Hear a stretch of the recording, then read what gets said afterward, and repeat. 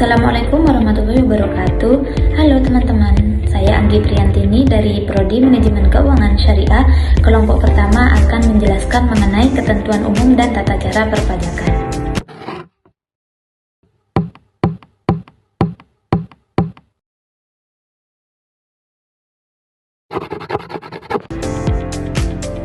Yang pertama adalah definisi pajak. Sebenarnya apa sih pajak itu? Jadi, pajak dalam kehidupan suatu negara merupakan suatu instrumen keuangan yang tidak dapat dipisahkan dengan roda pemerintahan. Menurut definisi klasik yang dikemukakan oleh Profesor Dr. Rahmat Sumitro, pajak merupakan iuran rakyat kepada kas negara berdasarkan undang-undang yang bersifat memaksa dan tidak mendapatkan imbalan yang digunakan untuk membiayai kebutuhan umum. Nah, dari definisi tersebut dapat disimpulkan unsur-unsur pokok yang melekat pada pajak. Yang pertama adalah pajak merupakan iuran rakyat kepada negara, yang artinya yang memiliki kewenangan untuk memungut pajak hanyalah negara, dan pajak tersebut harus berupa uang, bukan barang. Yang kedua adalah pajak dipungut berdasarkan undang-undang sehingga mengandung legitimasi hukum yang kuat. Ini adalah dalam pajak tidak mengandung hukum timbal balik antara rakyat dan negara. Nah, meskipun rakyat membayar pajak kepada negara, mereka tidak mendapatkan imbalan secara personal. Yang terakhir adalah pajak digunakan untuk membangun negara yang bermanfaat bagi masyarakat. Selanjutnya adalah fungsi pajak.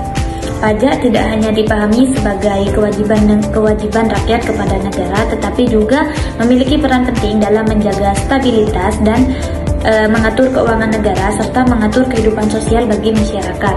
Jadi pajak dibagi menjadi dua fungsi utama. Yang pertama adalah fungsi budgeter, penerimaan, dan fungsi reguler atau pengaturan. Fungsi pertama adalah fungsi budgeter, yakni pajak sebagai alat untuk mengisi kas negara, atau pajak digunakan untuk membiayai pengeluaran rutin pemerintah seperti pembayaran gaji aparatur sipil negara, biaya operasional lembaga pemerintahan, serta pembelanjaan pembangunan yang meliputi pembangunan infrastruktur, penyediaan fasilitas pendidikan dan kesehatan, dan layanan publik lainnya. Fungsi kedua adalah fungsi reguleran, yaitu pajak digunakan sebagai instrumen kebijakan untuk mengatur perekonomian dan kehidupan sosial masyarakat. Pemerintah dapat memberikan inisiatif pajak berupa pengurangan, pembebasan, dan penundaan pembayaran pajak untuk mendorong investasi di sektor tertentu, seperti industri padat karya atau usaha kecil menengah. Sebaliknya, pemerintah juga dapat mengenakan pajak tinggi pada barang-barang tertentu seperti rokok, minuman beralkohol, atau barang merah untuk membatasi konsumsinya. Selain dua fungsi utama tersebut, pajak juga memiliki fungsi stabilisasi. Pajak dapat digunakan untuk menjaga stabilitas ekonomi, terutama dalam menghadapi inflasi atau resesi. Misalnya, pada saat inflasi tinggi, pemerintah dapat menaikkan tarif pajak tertentu untuk mengurangi daya beli masyarakat sehingga dapat terkendali.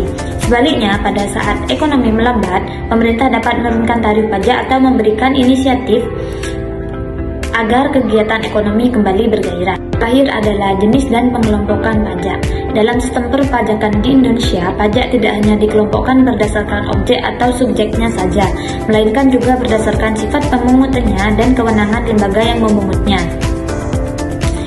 Yang pertama adalah berdasarkan sifat pemungutannya. Pajak dibagi menjadi pajak langsung dan tidak langsung.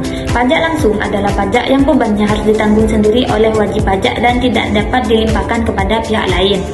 Contoh pajak langsung adalah pajak penghasilan atau PPh, di mana seorang wajib pajak, orang pribadi maupun badan, harus menghitung, membayar, dan melaporkan pajaknya sendiri sesuai ketentuan yang berlaku. Nah, sebaliknya, pajak yang tidak langsung adalah pajak yang pemungutannya dilakukan melalui pihak ketiga dan bebannya dapat dialihkan kepada konsumen. Contoh nyata dari pajak ini adalah pajak pertambahan nilai atau PPN yang dibayarkan oleh konsumen setiap kali membeli barang atau jasa kena pajak. Yang kedua adalah berdasarkan subjek pajaknya. Terdapat pajak subjektif dan pajak objektif. Pajak subjektif adalah pajak yang memperhatikan keadaan pribadi wajib pajak, misalnya status perkawinan, jumlah tanggungan keluarga, atau besarnya penghasilan yang diperoleh. Pajak penghasilan atau PPh termasuk kategori ini karena dalam perhitungannya memperhitungkan penghasilan tidak kena pajak atau PTKP sesuai kondisi wajib pajak. Sementara itu, pajak objektif hanya melihat objek yang dikenakan pajak tanpa memperhatikan kondisi pribadi wajib pajak. Pajak pertambahan nilai PPN atau PPN merupakan contoh pajak objektif karena yang menjadi perhatian adalah barang atau jasa yang dikonsumsi, bukan siapa konsumennya. Yang ketiga adalah pengelompokan pajak juga dapat dilihat dari lembaga yang berwenang memungutnya, yakni pajak pusat dan pajak daerah. Pajak pusat adalah pajak yang dipungut oleh pemerintah pusat melalui Direktorat Jenderal Pajak dan digunakan untuk membiayai kebutuhan negara secara umum. Pajak-pajak yang termasuk kategori ini antara lain pajak penghasilan, pajak pertambahan nilai, bea materai, serta pajak bumi dan bangunan sektor tertentu. Sementara pajak di daerah dipungut oleh pemerintah daerah baik provinsi maupun kabupaten dan kota, dan hasilnya digunakan untuk membiayai penyelenggaraan pemerintahan daerahnya. Contoh pajak provinsi antara lain itu adalah pajak kendaraan bermotor, pajak bahan bakar kendaraan bermotor, sedangkan pajak kabupaten atau kota mencakup pajak hotel, pajak restoran, pajak hiburan, dan pajak reklam.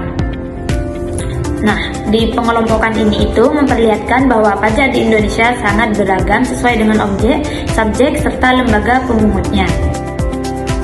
Selanjutnya saya akan menjelaskan tentang tata cara pemungutan pajak. Terdapat 3 prinsip utama dalam pemungutan pajak di Indonesia, yaitu asas domisili, yaitu negara berhak mengenakan pajak atas seluruh penghasilan wajib pajak yang tinggal atau berdomisili di wilayah Indonesia, baik penghasilan dari dalam negeri maupun luar negeri. Contohnya, warga Indonesia kerja di Singapura tetap wajib lapor dan bayar pajak di Indonesia. Yang kedua, asas sumber, yaitu negara berhak mengenakan pajak atas penghasilan yang bersumber dari wilayah Indonesia tanpa memperhatikan tempat tinggal wajib pajak. Contoh, misal orang asing punya usaha di Indonesia, hasil usahanya dikenai pajak di Indonesia. Dan yang terakhir adalah asas kebangsaan, yaitu pengenaan pajak berdasarkan pada status kewargaan seseorang. Contoh, misal WNI yang tinggal di luar negeri bisa tetap kena kewajiban pajak di Indonesia. Intinya, 3 asas ini menjadi dasar bagaimana pemerintahan menetapkan siapa yang wajib bayar pajak, baik berdasarkan tempat tinggal, sumber penghasilan, maupun kewarganegaraan. Selanjutnya, ada beberapa jenis pajak yang termasuk dalam kategori utama. Yang pertama, pajak penghasilan atau disebut dengan PPh, yaitu pajak yang dikenakan atas penghasilan orang pribadi maupun badan. Dan yang kedua, pajak pertambahan nilai atau PPN, yaitu pajak atas konsumsi barang dan jasa di dalam negeri. Dan yang terakhir, bea materai atau pajak atas, yaitu dokumen resmi tertentu, misalnya surat perjanjian atau akta. Pajak-pajak ini merupakan tulang punggung penerimaan. Nah, di sini kesimpulannya yaitu KUP adalah dasar hukum yang mengatur kewajiban perpajakan masyarakat Indonesia.